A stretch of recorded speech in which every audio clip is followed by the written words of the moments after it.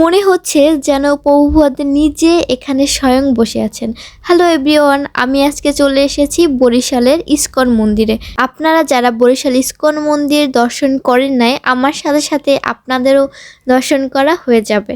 যেই দেখলাম ঢোল বাঁশি বাজছে, মুখে প্রসাদের অনুষ্ঠান হচ্ছে এখানে ইস্কন মন্দিরে। এখানে প্রভুপদের একটি বিগ্রহ আছে, ওখানে মনে হচ্ছে প্রভুপদ নিজে ওখানে স্বয়ং বসে আছেন আর দেখছেন তার ভক্তরা কি করছে। তাছাড়াও রয়েছে রাধাকৃষ্ণর যুগল প্রতিমা। এই মন্দিরে কিন্তু সব সময় ভক্তদের সমাগম থাকে।